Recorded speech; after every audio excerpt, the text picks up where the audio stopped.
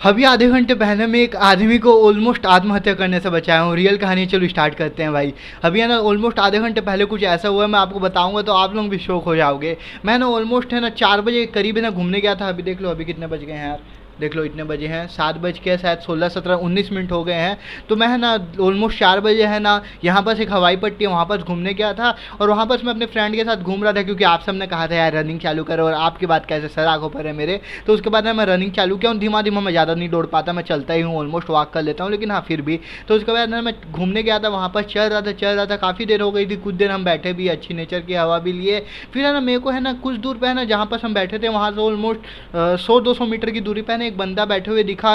एक bullet bike थी भाई, 2,70,000 वाली बाइक थी। पता नहीं बुलेट की कौन सी कंपनी की बाइक थी, मतलब मॉडल कौन सा था मेरे को उतना नहीं पता रहता है बाइक के बारे में, लेकिन वो थी। और वो बंदा बैठ के बस ना मोबाइल चला था। मेरे को लगा यार कुछ डिप्रेस है। मैं ना पहले सोचा इसके पास नहीं चलते हैं। फिर है ना मैं दोस्त से बात किया, बोला कि एक बार चल के देखें क्या। तो उसके पास गए हम लोग, और उसके पास है ना ऐसा यहाँ पर बैठा है वो, उसके पास से हम ऐसे करके निकल गए। हम लोग को शर्म आ गया यार, हम सोचे कि क्या बोले, लेकिन फिर मैं अंदर कॉन्फिडेंस आया। मैं बोला भाई मैं आप सबसे वादा किया हूँ अगर किसी से बात करूँगा तो आपको बताऊँगा। तो मैं सोचा भाई एक बार बात कर लेते हैं इस बंदे से। मैं ज़्यादा ही बोला, हेलो भैया आप कहाँ से आए हो, कौन सी जगह से हो। तो बोला भाई मैं यहाँ से आया हूँ। तो मैं बोला भाई आप इतनी दूर से कैसे आए हो, ये तो यहाँ से ऑलमोस्ट वो है ना जहाँ से आए थे वो उस लोकेशन से है ना ऑलमोस्ट 15 किलोमीटर दूर पड़ता है। तो 15 किलोमीटर दूर अच्छा दूर हो जाता है मेरे हिसाब से। तो मैं उनसे बात किया भाई। मैं उनसे कितनी देर बात किया पता है, मैं ऑलमोस्ट उनसे है ना 2 घंटे के करीब बात कर लिया। मैं उनसे ना मतलब ज़्यादा घूमा नहीं, उतना ज़्यादा नहीं घूम पाया, लेकिन कम से कम यार किसी एक आदमी की ज़िंदगी में जाकर काफ़ी अच्छा लगता है। तो वाली फीलिंग आ रही है मेरे को अभी। तो मैं ना उनसे ऑलमोस्ट 2 घंटे बात किया। तो उनकी क्या क्या बातें थी सबसे पहले मैं एक्सप्लेन करता हूँ। वो है ना वो ऑलमोस्ट 30 साल के थे, लेकिन लग नहीं रहा था। वो है ना कई लोग होते हैं ना जो उम्र से छोटे लगते हैं, वो ऐसा लग रहा है 25 साल के हैं। तो बताया मैं 30 साल का हूँ। मेनली है ना मेरे साथ ऐसे ऐसे दिक्कत हुई थी कि मैं है ना 2014-15 टाइम है ना बी फार्मा करने गया था। बी फार्मा यानी बैचलर इन फार्मेसी होता है। तो वो करने के लिए एक जगह गया था। वहाँ पास है ना मैं काम वाम किया। मेरी फाइनेंशियल कंडीशन ज़्यादा अच्छी नहीं है। मेरे पापा खेती किसानी में है, और मैं मतलब घर में और कोई कमाने वाला नहीं है। उसकी 3 सिस्टर हैं और वो अकेला भाई है। तो उसी को अपनी सारी सिस्टरों की शादी करनी है, उसी लिए पैसा कमाने के लिए वो 2014 टाइम है ना 2013-14 टाइम, डेट अच्छे से याद नहीं, इसी टाइम वो है ना अलग जगह गया था। वहाँ पर पढ़ाई वढ़ाई करके बी फार्मा करके ना उसके पापा है ना अपनी ज़मीन बेच के उसको बी फार्मा करवाए थे। वो करवाने के बाद है ना वो एक जगह नौकरी पर लग जाता है। कितने की पता है, 2016 के टाइम लगा था वो उस नौकरी पर। 50,000 नहीं, 5,000 की नौकरी पे। फिर 5,000 की नौकरी पे लगते लगते वो है ना कहाँ लगता है बताऊँ, एक टेस्ट टू बेबी सेंटर करके रहता है, वहाँ पास वो नौकरी पे लगता है। और वहाँ पास है ना वो काम करते रहता है। फिर है ना उसका कॉन्टैक्ट अच्छे बनने लगते हैं। और वो बताता है मैंने है ना ऑलमोस्ट 8 सालों के अंदर है ना कितना कमाई किया होगा बताओ। एक आदमी जो 5,000 रुपये स्टार्टिंग सैलरी से लगा होगा, वो 8 साल के अंदर कितना कमा सकता है तुम्हारे हिसाब से, गैस करो, कमेंट में लिखो जल्दी से, गैस करो। मैं बताऊँ, उसने 1 करोड़ रुपए कमाए हैं। कैसे, मैं उसकी सारी एक्सपीरियंस लिया। उसीलिए भाई उसके पास इतनी महंगी बाइक थी। नहीं तो भाई उसका मुंह देख, मतलब मुंह देख के नहीं बता रहा, लेकिन उसका मुंह देख के ऐसा लग रहा था कि वो भाई 25-24 साल का ही है। मैं सोचा उसके बाप के पैसे हैं, लेकिन वो अपनी पूरी कहानी बताया ना, तो भाई मेरे को भी अजीब लगा यार, ऐसे भी होता है। चलो अच्छा लगा यार, फील आई मेरे को भी। तो वो बता रहा कि ऐसे ऐसे है कि मैं ना वहाँ टेस्ट ट्यूब बेबी सेंटर में गया था, काम किया, अच्छे मेहनत से काम किया। फिर वहाँ के जो मेन डॉक्टर थे ना उससे अच्छी दोस्ती हो गई। इसका कंपाउंडर या स्टाफ था ये, तो उससे दोस्ती करके है ना वो मेन डॉक्टर बोला कि मैं है ना तेरे को उड़ीसा प्रांत का है ना कार्य सौंपता हूँ, क्योंकि उसको है ना संभलपुरी भाषा अच्छे से आती थी, उड़िया में बोली जाती होगी।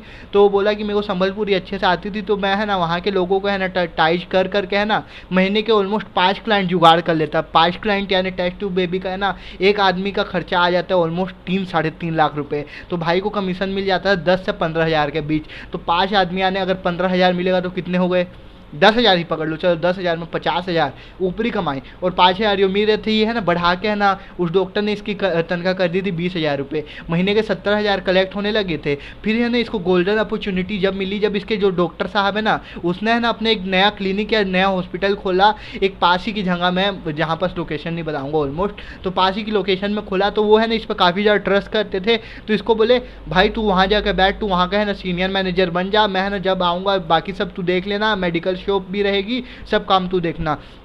तो ये बंदा वहाँ पास मेडिकल शॉप में जाकर बैठता था। और उस टाइम है ना तो कोरोना टाइम उसका काफ़ी अच्छा मौका लगा। उस टाइम है ना ऑनलाइन पेमेंट है ना ज़्यादातर है ना डॉक्टर लोग लेते नहीं थे, क्योंकि इनकम टैक्स सबको बचाना रहता है भाई। अब मैं ये नहीं बोलूँगा गलत है सही है, सबकी अपनी चॉइसेस रहती है, और गलत बात है वैसे तो रियलिटी में देखा जाएगा तो सरकार से पैसे चुरा रहे हैं, लेकिन वो सब नहीं बोलते, कहानी बता रहा हूँ मैं ना। तो उसके बाद वो बताया कि है ना ज़्यादातर लोग हैं ना उनको है ना कैश में पेमेंट करते थे, लेकिन जिसको ऑनलाइन पेमेंट करना रहता था ना तो उसके लिए QR कोड तो इधर लगा नहीं रहता था, क्योंकि वो डॉक्टर बोला था कि ऑनलाइन पेमेंट नहीं होगा यहाँ पर, ऐसे करके बोल रखा था। लेकिन वो बोलता था चलो मैं अपने पेटीएम में रखवा लेता हूँ, तो वो है ना फ़ोन पे या पेटीएम का QR स्कैनर करता था और उससे है ना सारे पैसे अपने पास रख लेता था, और उनसे है ना थोड़ा ज़्यादा पैसे ले लिया करता था ऑनलाइन के चक्कर में। तो ऐसे करते करते वो टोटल मिला के है ना पहले के 4 साल 2016 से लेकर 2020 तक उसकी कमाई हुई थी 10-12 लाख रुपए सेविंग्स सब मिला के।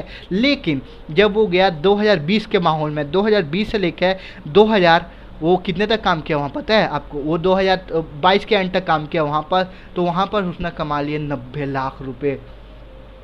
भाई 30 साल की उम्र में तुम 1 करोड़ कमाने की सोचता हो ना, वो बंदा कमा के बैठ गया भाई, कमा के बैठ गया। फिर वो अपनी डिप्रेशन की कहानी भी सुना था कि मैं ना वहाँ पर से एक गर्लफ्रेंड से, मतलब उसकी एक गर्लफ्रेंड बनी थी, वो उससे 3 साल छोटी थी, ऑलमोस्ट 2016 में बनी थी।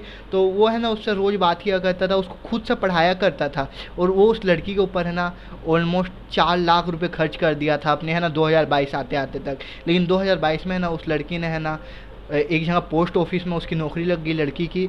लड़की ने है ना जिस दिन नौकरी लगी, जिस दिन लगी उसी दिन फ़ोन करके इस लड़के को बोला कि मैं तुमसे ब्रेकअप करना चाहती हूँ। और ये लड़का की उसी दिन बहन की शादी थी भाई, 3 बहन थी ना इसकी, तो जो सबसे बड़ी दीदी की थी उसकी इस दिन शादी थी, और इसने अपने है ना दीदी की शादी में अच्छा खासा खर्च किया, 6-7 लाख रुपए बताया था, 6-7 लाख रुपए खर्च किया था। उस दिन वो एकदम टूट गया था भाई, वो बोल रहा था कि भाई उस दिन मेरे को ऐसा लग रहा था कि मैं कर लूँ, ये हो जाए। फिर है ना नहीं, वो अपना दिल टूटने नहीं दिया। फिर उसके है ना काफ़ी सारे और खर्चे हो गए, मतलब जब वो लड़की छोड़ी ना उसके बाद से वो काफ़ी डिप्रेस हो गया, तो उसके है ना काफ़ी सारे नुकसान हो गए, काफ़ी खर्चे हो गए, उसके पास ज़्यादा पैसे नहीं बचे। वो है ना अपनी एक दुकान खोल लिया है, अब मेडिकल शॉप खोल लिया है, यहीं पास ही में है, मतलब 15 किलोमीटर दूर बताया, तो मैं कभी जाकर वापस मिलूंगा।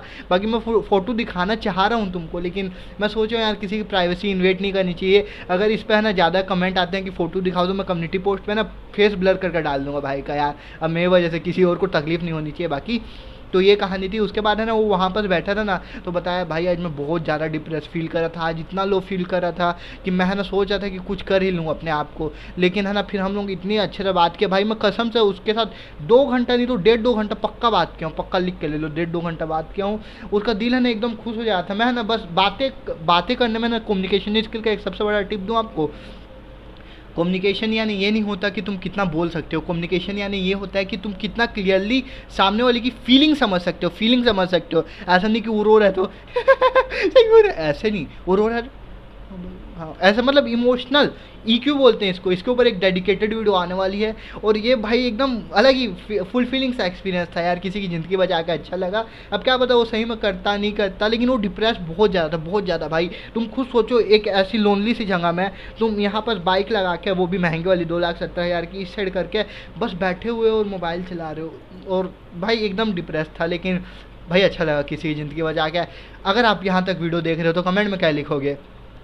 आई लव यू लिख दो भाई, क्या दिक्कत है, लिख दो भाई, कोई आपको भी लिख देगा, क्या पता आपकी भी दिन खुश हो जाए। अगर आपका आज दिन बेकार चल रहा है तो आई लव यू लिख दो, अगर आज का दिन अच्छा लग रहा है तो भगवान आई लव यू लिख दो। ठीक है भाई, बाय।